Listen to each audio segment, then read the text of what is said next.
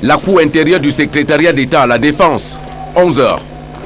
Autour d'une table de fortune, les proches parents du président de la Fédération camerounaise de football attendent. Pas moyen d'arracher un mot ou une interview de ses visiteurs. Et pour cause, il est interdit de filmer ici et des gendarmes nous le font savoir.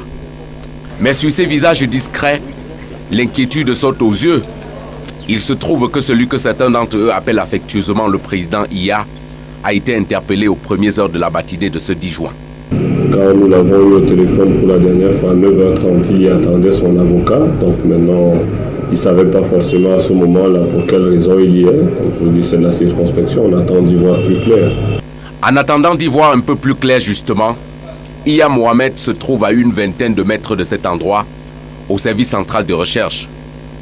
Aucune possibilité d'accéder à ce lieu stratégique où a été conduit le directeur général de la Société de développement du coton et non moins président de la FECAFOOT.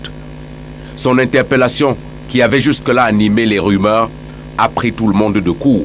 Je pense quand même qu'il y a un certain nombre de coïncidences qui sont assez troublantes et on a des raisons de penser qu'en réalité, c'est faute de ne pouvoir le prendre sur les affaires de la Fédération camerounaise de football à cause de la FIFA, on l'a attaqué sur sa gestion à la Sodécoton. 12h, direction Fédération camerounaise de football.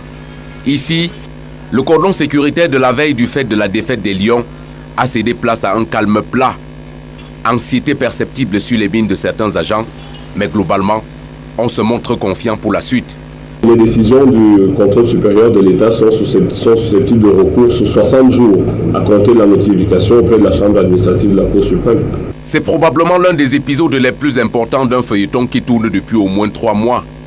Fin mars dernier, le contrôle supérieur de l'État rend public un communiqué qui impute à IA Mohamed la responsabilité de 19 fautes de gestion dans le cadre de son long règne à la tête de la Sodécoton.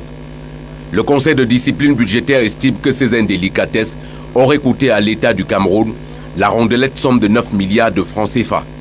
Tout semble indiquer que l'interpellation de ce matin constitue la suite de l'affaire.